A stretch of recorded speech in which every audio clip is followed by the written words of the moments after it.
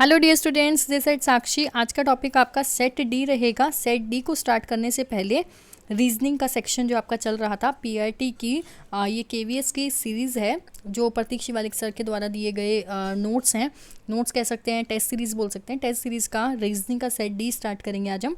Set D को start करने से पहले सेट सी का एक आखिरी क्वेश्चन आपको पता है, मैं कमेंट सेक्शन में होमवर्क देने के लिए होमवर्क कहती हूँ, कमेंट किया करो जिससे मुझे पता चल सके आप एक्टिव हैं या नहीं हैं। तो ये लास्ट क्वेश्चन मैंने होमवर्क दिया था, स्टूडेंट्स ने कमेंट भी किया था।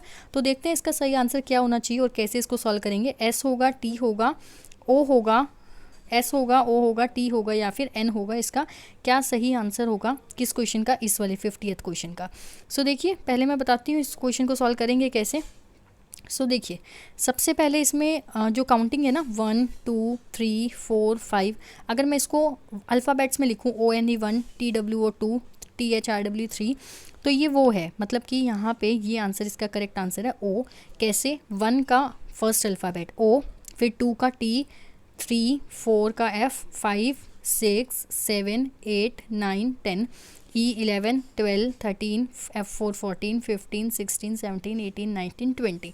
तो इसके अंदर कैसे करना था काउंटिंग की नंबरिंग, अगर हम देखें तो इसमें सबसे पहले ओ आएगा, ओ करेक्ट आंसर है। अब मैं आपको लेके चलती हूँ आज के क्वेश्चंस पे। आज का सेट डी अगर हम बात करें तो आप देख सकते हैं ये सेट आपका डी है। हाँ, ये देखिए, ये केवीएस पीआरटी कोड डी है, सर के द्वारा जो बनाए गए टेस्ट सीरीज़ है, काफ़ी अच्छी है। सभी क्वेश्चन सॉल्व करने की कोशिश करो और मैं भी चैनल पे कोशिश करूँगी सारी वीडियोस बना पाऊँ सभी सब्जेक्ट्स को लेके। सो भाई, चैनल पे नए हैं तो सब्सक्राइब कर दीजिए, सेशन को लाइक कर देना अगर पसंद आए, और शेयर कर सकते हैं अपने दोस्तों के साथ, ठीक है। और कमेंट करके बताइएगा कि आपको ये सीरीज़ कैसी लग रही है, पढ़ाया हुआ समझ में आ भी रहा है या नहीं आ रहा। क्वेश्चन नंबर 41, पहला क्वेश्चन है, choose the figure who is different from the others. एक ऐसी फिगर चूज़ करनी है जो बाकियों से डिफरेंट हो। तो देखो, इसको बोलते हैं non verbal reasoning. Non verbal reasoning में हमें पेन नहीं चलाना होता। सबसे पहली बात, क्वेश्चन को देखते हैं, आंसर लगाना है। सो देखिए, इसमें क्या डिफरेंट है। देखिए, इसमें एक है फिल्ड, फिर एक है एम्प्टी, एक है फिल्ड, एक है एम्प्टी। ये देख रहे हो, फिल्ड का मतलब भरा हुआ, एम्प्टी का मतलब खाली, फिर भरा हुआ, फिर खाली, फिर खाली, फिर भरा हुआ, फिर भरा हुआ, फिर खाली। कहने का मतलब ये, दो आपस में भरे हुए हैं, फिर दो आपस में खाली हैं, फिर दो आपस में भरे हुए हैं, दो आपस में खाली हैं। कुछ इस टाइप से ये सीक्वेंस चल रही है। सो ये वाली सीक्वेंस, ये वाली सीक्वेंस तो एक जैसी है। तो देखो, यहाँ पे भी वही सीक्वेंस है, भरा हुआ एक बार, फिर खाली खाली, फिर भरा हुआ एक बार, फिर खाली खाली। तो ये मतलब चार एक जैसे हैं, लेकिन जो थर्ड है वो डिफरेंट है। कैसे? क्योंकि यहाँ पे अल्टरनेट क्या है, field empty, field empty, field empty, field empty. तो थर्ड वाला ओड वन आउट है जो डिफरेंट है सबसे। तो थर्ड का थर्ड ही आंसर है, थर्ड का थर्ड ही आंसर है। क्वेश्चन नंबर 42 में अगर मैं डिस्कस करूँ, from the 4 position of A dice given below, नीचे 4 डाइस दे रखे हैं। मैंने आपको फर्स्ट पता नहीं सेकंड सेट में भी ये क्वेश्चन आया था, और ये इन सेट में क्या आपके हर पेपर में आएगा, चाहे आप टीचिंग का पेपर दे लो, DSSB, KVS, NVS, TGT, PHT, PRT, कोई लेवल दे लो।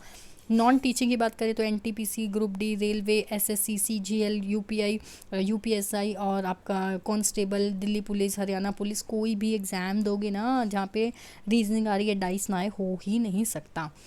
तो मैंने बता रखा है, जब भी 4 डाइस आती हैं उसमें से ऐसी कोई 2 डाइस उठा लो, ऐसी कोई 2 डाइस उठा लो जिसमें 2 पे नंबरिंग सेम हो। अब यहाँ पे नंबरिंग की जगह क्या है, कलर्स हैं, रेड, येलो, रोज़, वायलेट, ऑरेंज, ब्लू, ये सब कलर्स हैं। तो आपको बताना है अपोजिट टू येलो, येलो के अपोजिट कौन है, येलो के सामने कौन है, ये हमें बताना है। सो देखिए, कैसे देखेंगे, कोई 2 एक जैसे हों, लाइक आप ये देखिए, कोई 2 एक जैसे हों, ऑरेंज ब्लू। देखिए, ये ऑरेंज है और ये ब्लू है, यहाँ पे ऑरेंज ब्लू और यहाँ पे भी ऑरेंज ब्लू। जब भी मैंने ऐसे बताया हुआ है, कोई 2 डाइस उठाएंगे जिसमें 2 कलर एक जैसे हों या 2 नंबरिंग वाले आता है तो नंबरिंग एक जैसे हो, तो तीसरा ऑटोमेटिकली इक्वल होगा ही होगा। इसीलिए मैं ये वाला बोलती हूँ कि आप 2 डाइस वाला, जो 2 नंबरिंग वाला है या 2 अल्फ़ाबेट्स वाला है, वो ज़्यादा से ज़्यादा ढूंढा करें। So yellow blue, orange blue हो गया, तो बचा कौन है, येलो और वॉयलेट। तो येलो और वॉयलेट आपस में बराबर होंगे, मींस बराबर का मतलब आमने सामने होंगे, येलो और वॉयलेट। तो इसका करेक्ट आंसर भी क्या हो जाएगा, येलो के अपोजिट वॉयलेट, वॉयलेट के साथ फर्स्ट आंसर करेक्ट है। तो 42 का फर्स्ट आंसर करेक्ट आंसर है, ठीक है, वॉयलेट। कुछ भी आपको डाउट होता है, कोई भी क्वेश्चन समझ नहीं आता, कमेंट कर दीजिएगा। वैसे अभी तक ऐसा कोई हुआ नहीं है कि स्टूडेंट ने कमेंट किया हो कि हमें ये क्वेश्चन समझ नहीं आया। क्वेश्चन नंबर 43 पे बात करें, what number should come in the place of, आप खुद सोचें इस क्वेश्चन को कैसे करेंगे। What number should come in the place of, इस नंबरिंग के प्लेस में कौन सा नंबर आएगा। 30, 48, 24, 23, 88, 12, 92, 48 क्वेश्चन मार्क, यहाँ पे क्या आएगा क्वेश्चन नंबर 43 में। तो सोचो कैसे करेंगे क्वेश्चन नंबर 43 को। सो देखिए 30 में से अगर 24 को मैं माइनस करूं, अगर मैं 30 में से 24 को माइनस करूं, 30 माइनस 24 होता है 6, और 6 को 8 से मल्टीप्लाई करूं, 8 6 होता है 48। क्या किया मैंने, 30 में से 24 को माइनस किया और 6 आया, 8 से मल्टीप्लाई कर दिया। 23 में से 12 को माइनस किया, 23 में से 12 को माइनस करने पे 11 आता है, 8 से मल्टीप्लाई किया 88। तो 92 में से मैं क्या माइनस करूं और मल्टीप्लाई करने पे 48 आ जाए, क्या मल्टीप्लाई, 8 मल्टीप्लाई करने पे। तो आप इसको ऐसे भी कर सकते हैं, मैं इसको हटाती हूँ। 92 में से मैं क्या माइनस करूं कि मेरा जो भी आएगा, मतलब यहाँ पे जो भी यहाँ पे आएगा, जो आपकी नंबरिंग आएगी उसको मल्टीप्लाई करने पे आपका क्या आ जाए, इसमें से क्या माइनस करें कि उसको मल्टीप्लाई करने पे किससे, 8 से मल्टीप्लाई करने पे आपका 48 आ जाए। ठीक है, तो यहाँ से कैसे कर लेंगे, 8 6 48, और यहाँ से आपका कितना हो जाएगा 92 माइनस 6। तो यहाँ से आपका कितना आंसर आना चाहिए, 92 माइनस 6, तो आपका यहाँ से आ जाएगा 86 करेक्ट आंसर है। ठीक है, या फिर ऐसे भी कर सकते हो कि 92 में से हम क्या माइनस करें, तो अब आप ऑप्शन रख के देख सकते हो। तो 92 में से आप अगर 86 माइनस करते हो तो आता है 6, और 6 को 8 से मल्टीप्लाई करोगे, 8 6 48। दोनों तरीके हैं करने के, हिट एंड ट्रायल है ये। ठीक है, क्वेश्चन नंबर 44 की बात करें, find the number of triangles in the given figure. तो ये बड़ा अच्छा क्वेश्चन है, इसमें नंबर ऑफ ट्राइंगल्स ढूंढनी है, तो आप इसको खुद से सॉल्व करेंगे तो ज़्यादा समझ पाएंगे आप इस क्वेश्चन को। ये क्वेश्चन नंबर 44 को, बड़ा मज़ेदार क्वेश्चन है ये। इसको थोड़ा ध्यान से इसलिए करना है क्योंकि देखो ऐसे वाला, जब भी मैंने आपको ये नंबर ऑफ ट्राइंगल्स गिनने के फॉर्मूले बता रखे हैं कुछ, जब भी एक ट्राइंगल के अंदर बीच में लाइन आ जाए तो यहाँ पे नंबरिंग डालनी होती है 1 और 2, और उसको क्या करना होता है 2 लिख के, एक एक्स्ट्रा 3 लिख के, और बाय में क्या करना होता है 2। तो ये हो गया 3, मतलब कि इसके अंदर 3 ट्राइंगल्स हैं। 3 ट्राइंगल कैसे हैं आप गिन भी सकते हैं कि एक ट्राइंगल ये, थोड़ा मैं कलर चेंज करके बताती हूँ आपको। सो देखिए एक ट्राइंगल है ये जो मैंने कलर किया, फिर एक ट्राइंगल है ये जो मैंने रेड कलर किया, एक ट्राइंगल है ये जो मैंने ब्लू कलर किया। 3 ट्राइंगल्स हैं। तो अगर हम बात करें ऐसे करते करते, अब देखो इसको आपको खुद से बनाना पड़ेगा। सो इसका 44 क्वेश्चन का करेक्ट आंसर है 29। इसमें 29 ट्राइंगल्स बनेंगे, आप खुद से सॉल्व करेंगे इस क्वेश्चन को। नहीं होता तो फिर मैं इसको अच्छे से कराऊंगी, सिंपल एक सिर्फ इसी क्वेश्चन को आपके लिए लेके आ जाऊँगी स्पेशल। ठीक है, तो आप इसको यहाँ से गिनती करिएगा आराम से अपनी कॉपी में ड्रॉ करके। ठीक है, यहाँ से फिर ऐसे ही इसको गिनो, फिर ऐसे ही इसको गिनो क्योंकि इसमें लाइन है, फिर ऐसे ही आपको इस अलग से इस 2 ट्रायंगल्स को गिनना है, फिर जो आपका ये ट्रायंगल गिनी जाएगी, ये ट्रायंगल गिनी जाएगी, ये ट्रायंगल, इसको आपको खुद से बना के करना पड़ेगा। ठीक है, ऐसे आप समझ नहीं पाएंगे ये ट्रायंगल है, ये ट्रायंगल है, ये ट्रायंगल है। अगर आपकी 29 ट्रायंगल्स आती हैं तो बहुत अच्छी बात है, अगर नहीं आती ना तो मुझे कमेंट सेक्शन में कमेंट करके बता देना, तो मैं आपको इस क्वेश्चन को, सिर्फ इस स्पेशल क्वेश्चन को अलग से समझाऊंगी कॉपी पेन से ड्रॉ करके। ठीक है, अपनी खुद की राइटिंग में समझाऊंगी। क्वेश्चन नंबर 45 पे बढ़ते हैं। नहीं समझ आएगा तो मुझे बता दीजिएगा।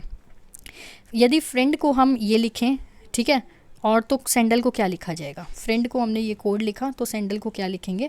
तो यहाँ पे ना अपने पास जगह कम है क्वेश्चन सॉल्व करने की, तो थोड़ा सा मैनेज कीजिएगा। क्वेश्चन नंबर आपका है 45।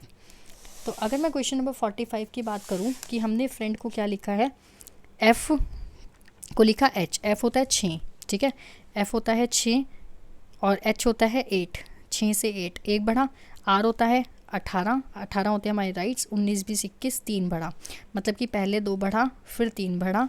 आई होता है 9 पे, 9 के बाद 13 4 बढ़ा, फिर है आपका ई 5 होता है, फिर है आपका जे 10 होता है, फिर 5 बढ़ा, मतलब ऐसे बढ़ रहा है 2 3 4 5, फिर 6 बढ़ता होगा, फिर 7 बढ़ता होगा। सिमिलर वे में आपको क्या देखना है, बहुत जल्दी करना होता है इन क्वेश्चन को सॉल्व, इतना समय नहीं लगाना। सैंडल है, सैंडल में सबसे पहले आप 2 जोड़ो, सबसे पहले सैंडल में आप 2 जोड़ो तो आपका क्या आ जाएगा 19 के बाद 21 यू, तो यू वाले ये 2 हो गए, ये लो ये 2 तो कैंसिल, फर्स्ट और थर्ड में से, फर्स्ट और फोर्थ में से आंसर देना है। उसके बाद है ए में 3 जोड़ना है, ए के बाद बी सी डी, तो ये आंसर हो गया, तो ये भी कैंसिल। ठीक है, सो इसका करेक्ट आंसर है फर्स्ट। जो भी क्वेश्चन आपको नहीं समझ में आता आप मुझे कमेंट करके कमेंट में बता सकते हैं, नेक्स्ट वीडियो में दोबारा से ले लेंगे।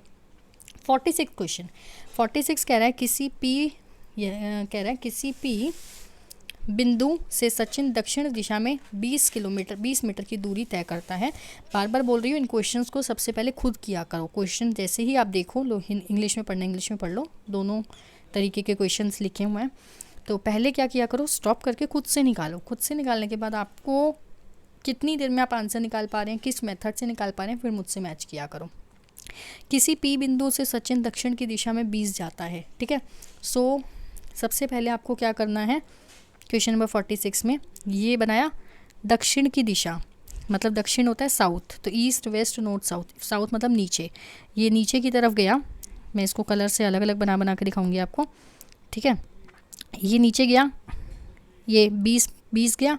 उसके बाद कह रहा है वो वहाँ से कहाँ जाता है, ही टर्न्ड लेफ़्ट, यहाँ से इसने लेफ़्ट टर्न किया। इसका लेफ़्ट ये है जो अपना राइट होता है, ये देखिए आप, ये वाली साइड आपकी राइट हैंड है, जो इधर से बंदा आ रहा है उसका ये वाला लेफ़्ट होगा। ध्यान रखिएगा, जो आपकी राइट है सामने वाले की लेफ़्ट है, जो आपकी लेफ़्ट है सामने वाले की राइट है, जो हमसे अपोजिट डायरेक्शन में बात कर रहा है या हम अपोजिट डायरेक्शन से चल रहा है। ही turn left and walk 30, left में घूमा और 30 चला, तो 30 चलाने से लेफ़्ट में घूमा और 30 चला, तो ये 30 चला। ठीक है, पहले वो 20 चला था, अब वो 30 चला है। अब देखें उसके बाद कह रहा है 30 चला, ये हो गया। देन ही टर्न लेफ़्ट, फिर वो लेफ़्ट गया और 20 गया, मतलब कि अभी देखो 20 यहाँ आया था, यहाँ से इसका उल्टा हाथ, फिर ये 20 गया। बात समझ रहे हो, फिर ये 20 गया। इसके बाद कहता है he again turn left and walk 40, फिर यहाँ से इसका लेफ़्ट कौन है, इसका लेफ़्ट ये है, तो ये लेफ़्ट गया 30, देखो ये है, और फिर आगे तक 10 और गया है ना, 10 और 30। ठीक है, समझ रहे हो। उसके बाद कह रहा है ही रीच्ड पॉइंट क्यू, अब यहाँ पे क्यू पे आ गया वो। उसके बाद कहता है यदि बिंदु क्यू बिंदु पी से कितनी दूरी में और कितनी दिशा में, यहाँ से पी से चलना शुरू हुआ था, तो इसको ब्लैक करते हैं, इस पी से चलना शुरू हुआ था, इस क्यू पे आके रुक गया, ये पॉइंट क्यू है आपका।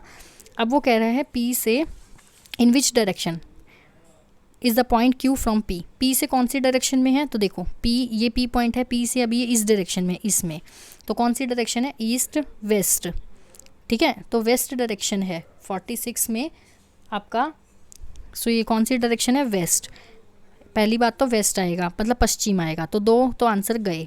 और क्या पूछा है, और क्या पूछा है बच्चों इसने, इन विच डायरेक्शन बता दिया, वेस्ट है। और अच्छा डिस्टेंस भी पूछे ना, हाँ हाउ फार का मतलब है कितना डिस्टेंस है, पी से क्यू की दूरी कितनी है, 10। क्यों 10 है, क्योंकि सॉरी ये लाइन कैसे खिंच गई, 10 है। क्यों 10 है, क्योंकि वो 40 गया था, 30 तो ये हो गया और 10 और आ गए, तो पी से क्यू की दूरी कितनी है, 10। तो 10 और वेस्ट के साथ अपना कौन सा आंसर करेक्ट हो जाएगा, 10 और वेस्ट ढूंढो कहाँ है, इसमें, किस में है, सेकंड में, 10 और वेस्ट, सेकंड आंसर करेक्ट आंसर है। क्लियर है, जो भी क्वेश्चन क्लियर ना हो आप कमेंट कर सकते हैं। ठीक है, अगला फिर से ब्लड रिलेशन, आपको पता है ब्लड रिलेशन मेरा फेवरेट है। सो देखिए नेक्स्ट ब्लड रिलेशन क्या कहता है, एक व्यक्ति की, एक सेकेंड वेट कीजिएगा। सो देखिए क्या, एक व्यक्ति की तस्वीर की ओर देखकर हर्ष ने कहा उसकी माँ मेरे पिता के बेटे की पत्नी है, उसकी माँ मेरे पिता के बेटे की पत्नी है, मैं अपने माता पिता की इकलौती संतान हूँ। हर्ष किसकी तस्वीर देख रहा था। सो ध्यान से देखो इस क्वेश्चन के अंदर हम क्या करेंगे। ठीक है, सो एक व्यक्ति की तस्वीर की ओर देखते हुए हर्ष ने कहा, देखो हर्ष ने कहा किसकी ओर देखते हुए, एक व्यक्ति है, मान लो ये कोई व्यक्ति है, ठीक है, कोई व्यक्ति की ओर देखते हुए कहा उसकी माँ मेरे पिता, मतलब मेरे पिता ये हर्ष है, हर्ष के पिता ये रे, ठीक है, हर्ष के पिता, ओके, हर्ष के पिता आ गए, तो कह रहे हैं उसकी माँ मेरे पिता के बेटे की पत्नी है। मेरे पिता मतलब हर्ष के पिता ये, और के बेटा मतलब वो खुद हर्ष की पत्नी हर्ष की वाइफ। ठीक है, मैं अपने माता पिता की इकलौती संतान हूँ। अब वो हर्ष कह रहा है कि मैं अपने माता पिता की इकलौती संतान हूँ। कहने का मतलब ये है कि हर्ष का और कोई भाई नहीं है, क्योंकि उनकी संतान बोला है ना, तो हर्ष का भाई भी समझ सकते थे हम। तो वो खुद ही कहता है अगली लाइन में कि मैं हर्ष जो हूँ वो अपनी माता पिता का इकलौता संतान हूँ। हर्ष किसकी तस्वीर देख रहा था? क्वेश्चन ध्यान से देखो कि एक व्यक्ति की तस्वीर की ओर देखते हुए हर्ष कहता है कि जो उसकी माँ है। अब देखो उसकी माँ, देखो यहाँ है वो व्यक्ति, ध्यान से सुनना। अब क्वेश्चन स्टार्ट होता है, यहाँ है वो व्यक्ति, ठीक है। अब वो व्यक्ति कौन है हमें बताना है। सुनो अब क्वेश्चन को दोबारा से सुनो। एक व्यक्ति की तस्वीर की ओर देखते हुए, ये व्यक्ति है, इसकी तस्वीर की ओर देखते हुए किसने कहा? हर्ष ने कहा उसकी माँ मतलब इस व्यक्ति की माँ। इस व्यक्ति की माँ कौन है? वही हर्ष की वाइफ है। समझ रहे हो? मीन्स इस व्यक्ति की माँ कौन है? यही हर्ष की वाइफ। हर्ष इस व्यक्ति का फादर है। क्वेश्चन को ध्यान से समझो। उसकी माँ, मेरे पिता, उसकी जो माँ है मतलब व्यक्ति की जो मदर है, मेरे पिता की मीन्स हर्ष के पिता की बेटा कौन? वो खुद हर्ष की पत्नी है ये रही। तो वो कह रहा है मैं अपने माता पिता की इकलौती संतान हूँ, इनकी इकलौती संतान है ये हर्ष। हर्ष किसकी तस्वीर की ओर देख रहा है? उसका बच्चा है। अब वो व्यक्ति कौन है? उसका बेटा है या उसकी बेटी है हमें नहीं पता, लेकिन उसका बच्चा है ये गारंटी है। मीन्स इस व्यक्ति के जो मम्मी पापा है कौन है? हर्ष और ये इनकी मदर, ये इनके फादर, ठीक है। सो क्या इसका करेक्ट आंसर होगा सभी स्टूडेंट्स ने अगर अपना खुद से सॉल्व किया हो तो? हिज चाइल्ड, उसका बच्चा है वो व्यक्ति हर्ष का, ठीक है। नेक्स्ट क्वेश्चन है, यदि किसी इंग्लिश में पढ़ लो, थोड़ा यहाँ से नहीं समझ आएगा तो। सिक्किम को ये लिखता है, ट्रेनिंग को क्या लिखेगा? सिक्किम को ये लिखता है कोड, ट्रेनिंग का कोड क्या होगा? क्वेश्चन नंबर 48 पे डिस्कस करो। एस होता है 19 पे, टी होता है 20 मतलब +1, आई होता है 9 पे, एच होता है आपका 8 -1, के होता है 11 पे, के एल होता है 12 पे +1। क्या कहने का मतलब है? +1 -1 +1 -1 +1 -1, ये खेल चल रहा है। जल्दी से अगला खेल चला दो। ट्रेनिंग के बाद टी के बाद कौन होगा? टी के बाद कौन होगा? यू। ये बचा, एक गया ना। आर के बाद -1, 18 से 17 पे कौन होता है? क्वेश्चन। क्यू सही है। देखो बी एच ओ, देखो जहाँ तक सेम हो ना, देखो UQBHO यहाँ तक भाई सभी का बिल्कुल सेम है, तीनों का। तो ऐसा करो आप इनको देखो ही मत। क्यों? क्योंकि सेम है। क्यों +1 -1 +1 -1 करना? फाइनली देखो ओ के बाद वाला अल्फ़ाबेट, +1 -1 +1 -1 +1, ओ के बाद क्या आएगा? -1 करना है। सो क्वेश्चन नंबर 48 के अंदर तो बताइए इसका क्या आंसर सही करेक्ट होना चाहिए? अगर आपने खुद से निकाला हो तो 4th आंसर करेक्ट आंसर होगा। मैच कर लो, ठीक है। सो +1 -1 करने के बाद आपका ये करेक्ट आंसर आ जाएगा 4th। नेक्स्ट क्वेश्चन है क्वेश्चन नंबर 49। 50 क्वेश्चन आपके लिए रहेगा, 49 में कराती हूँ। 49 क्वेश्चन है, एक डॉगी है। A doggy run 20 metre toward east की ओर 20 मीटर भागता है, ठीक है। ईस्ट की ओर भागता है। देखो इस क्वेश्चन में बहुत सारे बच्चे कन्फ्यूज़न क्रिएट होती है बच्चों को डायरेक्शन वाले में। ये डायरेक्शन वाला क्वेश्चन जो चैप्टर है ना, मैं आपको बिल्कुल लाइव क्लास में करा दूंगी, जिससे आपकी सारी डायरेक्शन की समस्याएं दूर हो सके। क्वेश्चन को ध्यान से नहीं पढ़ते। मैंने ये चीज़ ज़रूर बता रखी है कि आपको सेंटर पॉइंट से जो भी चलाना होता है सेंटर पॉइंट से चलाना होता है, ठीक है। यहाँ से बच्चे क्या करते हैं, सेंटर पॉइंट से 20 मीटर ईस्ट की तरफ भेज देते हैं यहाँ तक ऐसे, लेकिन ये गलत है। क्वेश्चन को पहली लाइन को ध्यान से नहीं पढ़ोगे तो आंसर गलत आएगा, ठीक है। एक बार में मेरा भी आंसर गलत आ गया था तो मैंने दूसरी बार में ठीक किया, इसीलिए बोल रही हूँ आपको इन डायरेक्शन वाले क्वेश्चन को ध्यान से करना है। देखो कह रहा है a dog runs 20 metre toward east की ओर 20 मीटर जाता है। मतलब यहाँ अगर एक डॉग खड़ा है वो ईस्ट की ओर जा रहा है, 20 मीटर टुवर्ड ईस्ट, ठीक है। क्वेश्चन नंबर 49 में एक डॉग 20 मीटर ईस्ट की ओर गया, ठीक है। सो ईस्ट की ओर गया, ये गया ईस्ट की ओर, ठीक है। उसके बाद कहता है एंड टर्न्स टू राइट, फिर वहाँ से वो राइट गया और फिर 10 मीटर, ठीक है। राइट गया और 10 मीटर। तो रुको मैं थोड़ा सा यहाँ ऊपर करती हूँ। 20 मीटर टुवर्ड ईस्ट की ओर गया 20 मीटर, फिर वो राइट टर्न किया 10 मीटर, इसका राइट ये हो गया ना, इसका राइट ये हो गया यहाँ से आने के बाद, एंड टर्न्स टू राइट और फिर 9 मीटर, फिर यहाँ से इसका राइट कौन होगा, इसका राइट कौन होगा, ये होगा। फिर वो 9 किलोमीटर चला है, 9 मीटर है या किलोमीटर है, मीटर है, 9 गया, and again turn to left, फिर वो लेफ्ट गया, 5 गया, फिर ये इसका लेफ्ट, फिर ये 5 गया। अभी यहाँ 11 बच रहा है, ठीक है, ये 20 थोड़ा सा आगे कर दो यहाँ से, ठीक है। फिर ये अभी 11 बच रहा है, फिर वो 5 यहाँ तक आ गया, 5 के बाद कह रहा है and then turns to left, फिर वो लेफ़्ट टर्न किया, फिर वो लेफ़्ट टर्न किया और फिर 12 का मतलब 9 यहाँ तक और 3 आगे, 9 और 3 12 यहाँ पे आ गया। 12 के बाद and finally he turns to left, फिर वो लेफ़्ट टर्न किया एंड रन 6, फिर वो लेफ़्ट टर्न करके गया। तो 5 ये था, क्योंकि ये 5 है ना, यहाँ तक 5, फिर एक और आगे एक और 5, ये 6 हो गए and 6 metre. Now which direction is the doggy facing, अब वो डायरेक्शन कौन सी है उसकी, ये ऐसे ऊपर वाली डायरेक्शन है, ऊपर वाली का मतलब ईस्ट वेस्ट नॉर्थ, तो नॉर्थ डायरेक्शन। क्वेश्चन को ध्यान से करना भाई, नहीं समझ आया तो मुझे कमेंट करके बता देना, मैं अगले जो सेट नंबर डी चल रहा है ना, ई कराऊंगी, दोबारा करा दूंगी, ठीक है। क्वेश्चन नंबर 50 आपके लिए होमवर्क रहेगा, आप इसका स्क्रीनशॉट ले सकते हैं, ठीक है, ले लीजिए, इसका स्क्रीनशॉट लेना है तो। क्वेश्चन नंबर 50 आपके लिए होमवर्क रहेगा, ये इंग्लिश में लिखा हुआ है, ये हिंदी में लिखा हुआ है, इसको आपको कमेंट सेक्शन में कमेंट करके बताना है। जो भी स्टूडेंट बताएगा अपना बता दीजिएगा और अपना 10 में से नंबर शेयर कर देना, किस स्टूडेंट के 10 में से कितने मार्क्स आए। अगर खुद से किया है तो चेपा चापी की है वो एक अलग चीज़ है, खुद से किया करो तभी ज़्यादा अच्छे से समझ आ पाएगा आप सभी को, ठीक है। सो फिर मिलते हैं अगले लेक्चर में, till then bye bye, take care, have a nice day. Video अच्छा लगा हो तो लाइक शेयर सब्सक्राइब कर सकते हैं, कमेंट करके बता सकते हैं आपको यूज़फुल हैं, हेल्पफुल हैं या नहीं है वीडियोस, और रीजनिंग सेक्शन के बाद कौन सा सेक्शन आना चाहिए आप उसको भी कमेंट करके बता दीजिएगा, ताकि हम सारे आगे तक के पेपर को सॉल्व कर सकें। सो बाय बाय।